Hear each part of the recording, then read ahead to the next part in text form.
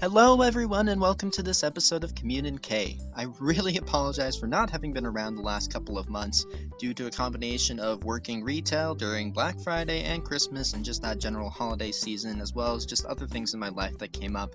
I haven't been able to dedicate as much time as I wanted to this channel, and so as you can see, my activity really dropped off for a while. And I just didn't really have the motivation to do videos in between all of this because I did have other things that I needed to get done, and this unfortunately wasn't the highest priority. And so now that things are calming down a bit, I'm hoping to be able to do a bit more with this channel, be able to put up more videos. I have a few more Let's Plays in mind as well as more news videos. I've gotten, obviously, a few more games in that time. I've gotten Super Smash Bros. For the Wii U, which is going to be a fun game to play, Captain Toad Treasure Tracker, which would be a fun one just to go through. Shovel Knight, which is going to be fun as well, and maybe some Hyrule Warriors DLC as well, with the Majora's Mask DLC coming out next month, as well as I can probably showcase the Twilight Princess DLC since I haven't managed to do that yet. And so, there's not too much else that I'd like to say other than just, really, I apologize for not being around for you guys. This is all for you, and so it's not like I'm doing this for myself, obviously, since I'm doing other things. I've got a job, I've got other things that I need to be doing. But this is just kind of something I want to do for people out there who want to hear the news, who want to see what's going on in these games, and be able to enjoy watching me do stupid things online. So, starting off with today, basically the main thing we're going to be covering is all the news that just came out of today's Nintendo Direct. The first thing that was discussed in the Nintendo Direct for today was that they are creating a new Fire Emblem game for the 3DS. Now, this looks like it's going to be pretty good. It's made by the same people who made Fire Emblem Awakening for the 3DS, and so they did a very good job on it. I really enjoyed the game. And so I'm hoping that this will live up to Fire Emblem Awakening as well as kind of go above and beyond. It looks like it's going to be kind of more intricate, more decisions that affect what actually happens in the game. And so we'll see what happens with this. There's not too much information outside of just kind of gameplay and graphics and such so far. And so the next thing that they talked about was Puzzle & Dragons Z and Puzzle & Dragons Z Super Mario Bros. Edition. Now this is a puzzle game very popular in Japan, similar to games like Candy Crush, Bejeweled, etc., that sort of thing, except more of an RPG format. And so it's going to be interesting to see what they do with this. Puzzle & Dragons Z is obviously the main series that is more popular. It's focused on the characters that were already in the games and such, whereas the Super Mario Bros. Edition is obviously just the game with the Mario twist. It's going to have Mario-shaped little blocks that you move around and Mario characters that you can have join you. It showed like a Goomba and a Green Koopa Troopa becoming your allies and such. And so we'll see what happens with that as well. It's going to be interesting to see what they do with it. It's coming to the Nintendo 3DS systems in May, and so we'll see exactly when that happens.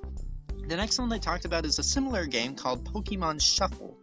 And so Pokemon Shuffle is also pretty similar in the fact that it's almost built like Troze from what I looked at. It's going to be available in the Nintendo eShop in February for the Nintendo 3DS. It puts Pokemon players' puzzling skills to the test to match 3 or more Pokemon in that puzzle part of the game as they battle wild Pokemon.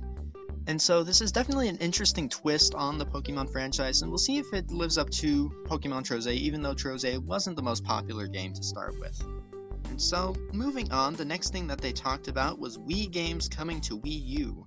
Now this is interesting in the fact that you can now have Wii games on the Wii U home menu instead of having to go navigate through the Wii menu and then having to have the Wii discs, and as well as having downloaded stuff from the Wii eShop and so forth. And so the games that they're releasing for the first part of it are Super Mario Galaxy 2, which is available now, Punch-Out, which is going to be available January 22nd, so basically a week from now, and then the Metroid Prime trilogy, which is going to be a week after that. And the Wii U gamepad can be used to control these Wii games that were compatible with the Wii Classic controller. And so this will be really interesting to see what they're going to do with this. You can actually use the newer controllers to be able to control it, which is nice, as well as not have to go through the Wii menu, which makes it a lot simpler. And so these games are going to be sold half price during their first week of availability, meaning they're going to be $10 each, and then the beyond that, it's going to be $20. And so the next thing that they talked about was Kirby and the Rainbow Curse. Once again, this game has been showcased a lot at a lot of Nintendo events, E3, several Nintendo Directs and such. And so they actually gave us a release date for it. It's going to be coming out on February 20th. And it's going to have amiibo compatibility, which is going to be becoming common among Wii U games, as well as some 3DS games. And so Kirby, King Dedede, and Meta Knight amiibo are all compatible with the game. The Kirby amiibo just lets you do the dash, which usually requires 100 stars or something, the power-up to do. King Dedede gives you a hat, gives you more health, and the Meta Knight gives you the Meta Knight mask and allows you to do a super dash, which allows you to take out enemies more easily and move faster. So it's interesting to see how they're making the amiibos work with many different games, and that's actually something that they did bring up in the Nintendo Direct, is just how the amiibos are going to be tying in. There's going to be Spring amiibo, obviously the next wave of Smash amiibo is going to be hitting sometime in the spring, which includes characters like Pac-Man and others.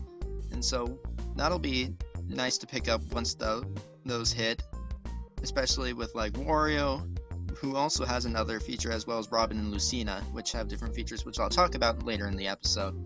And so the next thing that they moved on from amiibo is that they're actually coming out with Super Mario Brothers amiibo.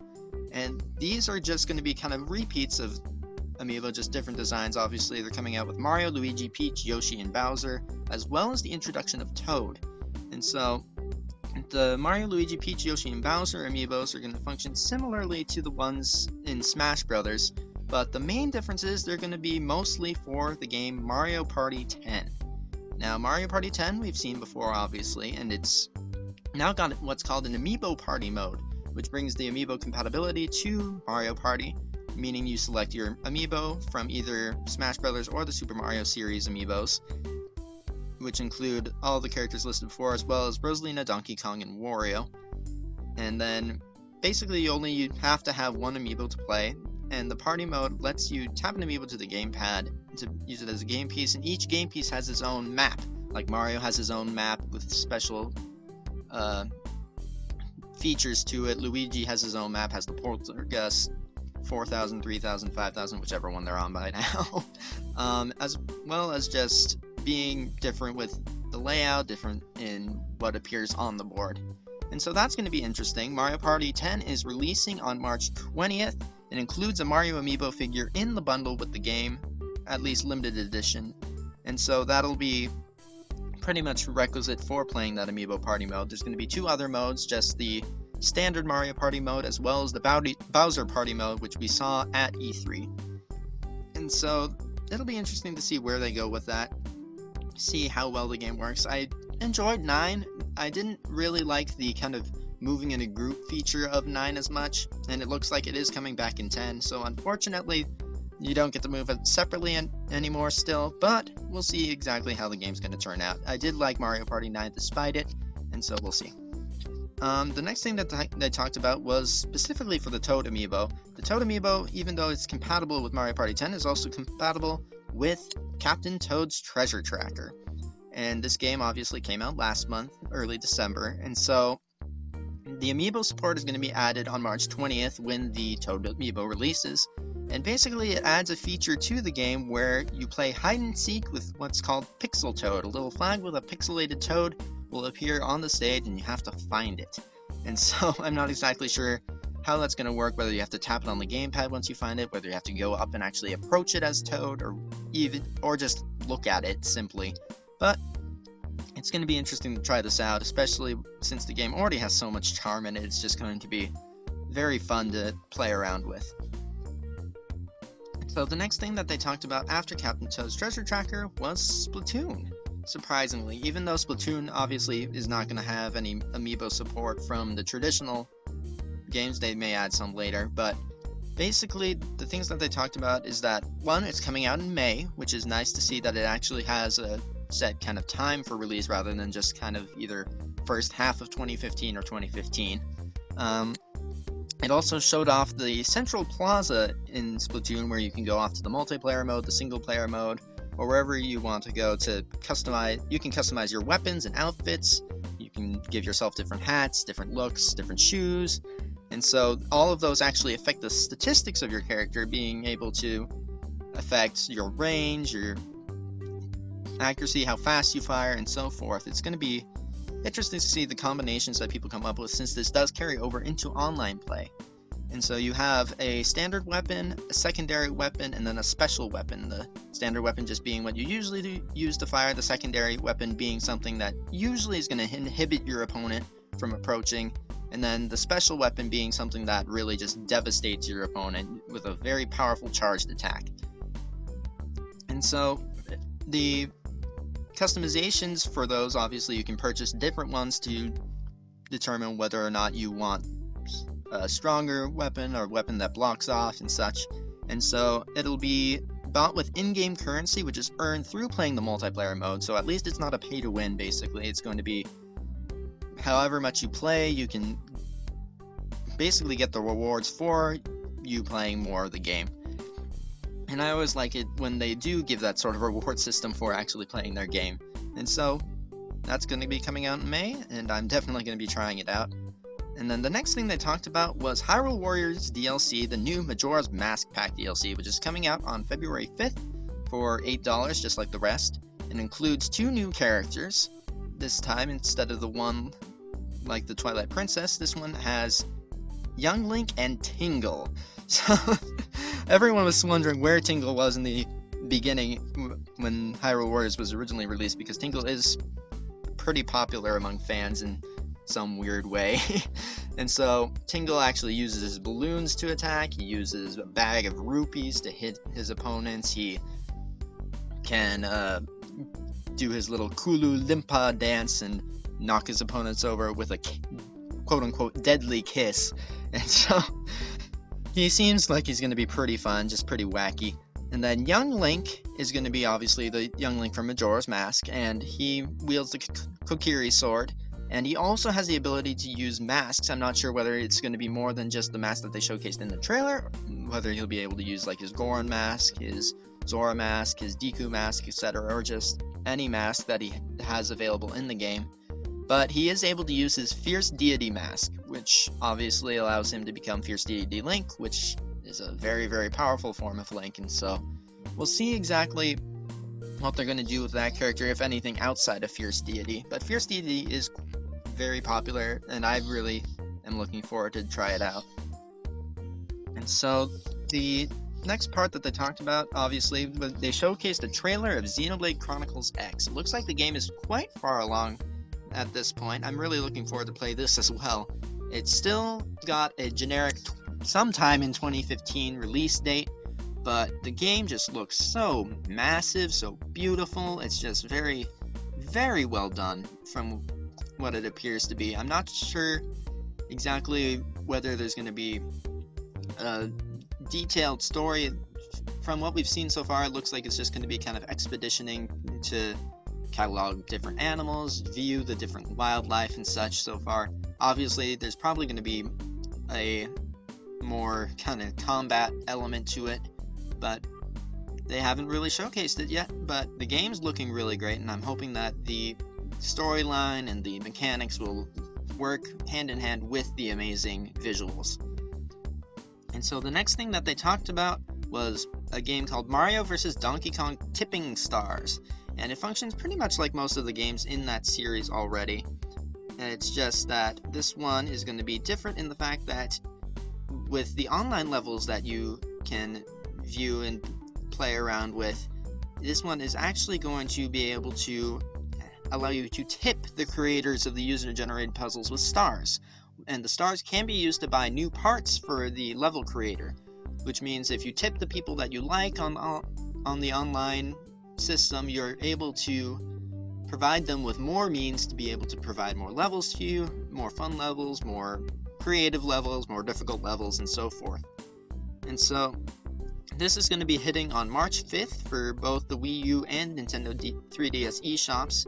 And as a bonus, the player who buys one version will receive a free download code for the other version. So you don't have to purchase it on both devices, you just have to purchase it on one, and you'll get a free download code for the other version.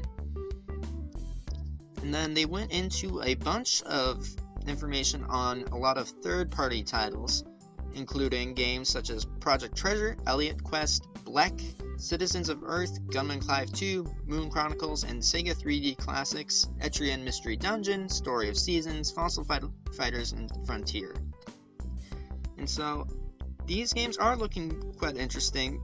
Basically, the Elliot Quest from Play Everywhere, Black from Broken Rules and Kanabi Brother, and Citizens of Earth from Atlas are coming out for the Wii U, Gunman Clive 2, Moon Chronicles, Citizens from Earth and Sega 3D Classics are coming for the 3DS, and Project Treasure is going to be a new 4-player co-op game from Bandai Namco, as well as Tekken director Katsuhiro Harada, which is currently in development for the Wii U.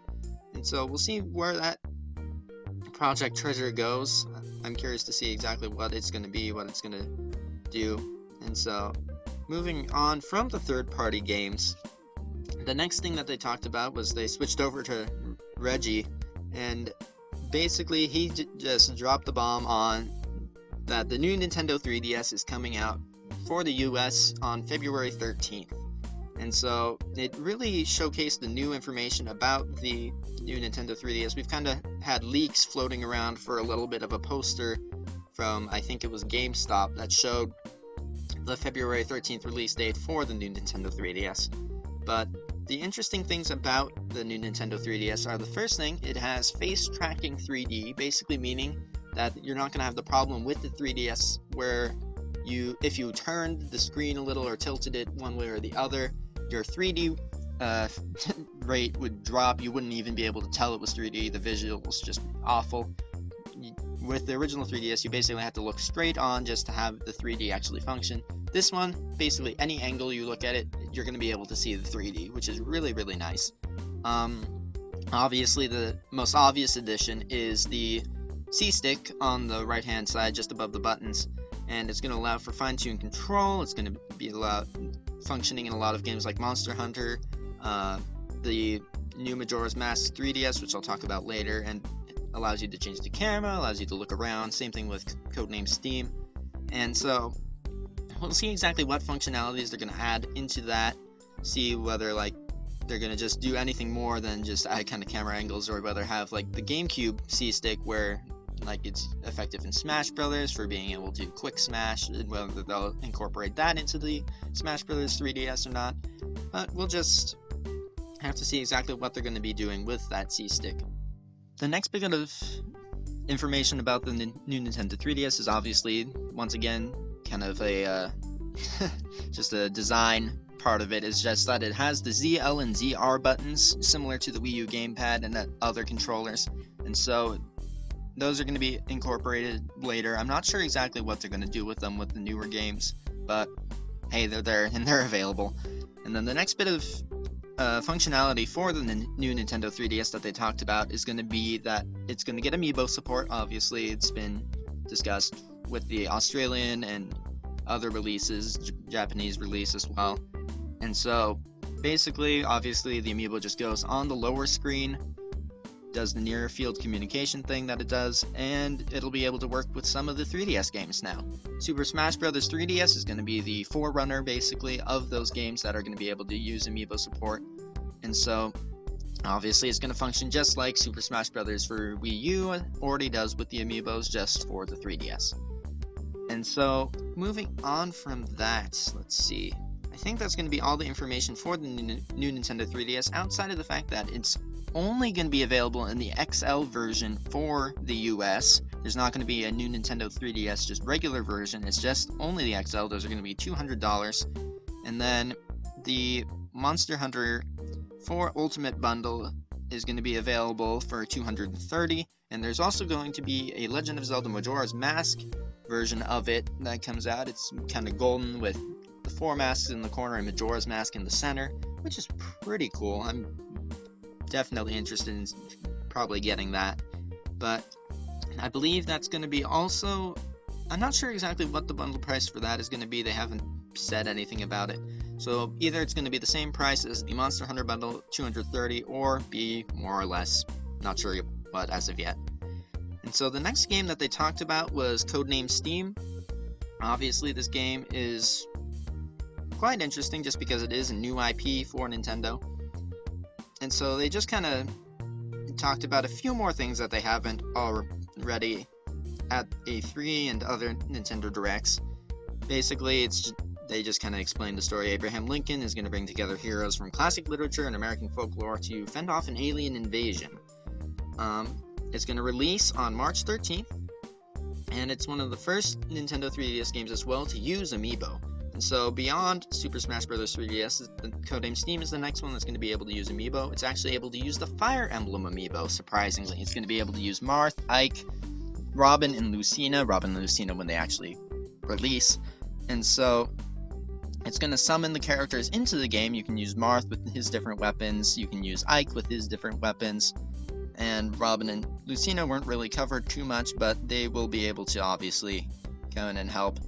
Marth and Ike are obviously going to be using swordplay. Ike actually gets a battle axe as well, and Marth has the property of being able to heal your party.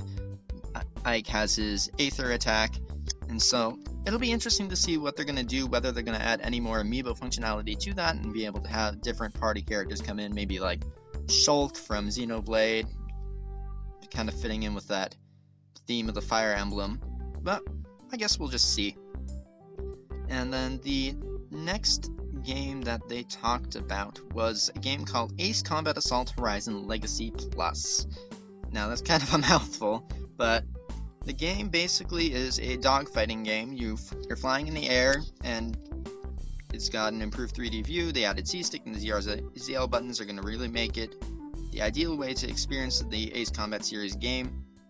And you can even tap select Amiibo figures on there to unlock special aircraft skins. It's coming out for the Nintendo 3DS on February 13th, same day as the new Nintendo 3DS, so you can pick it up with the new Nintendo 3DS if you really like the Ace Combat series of games.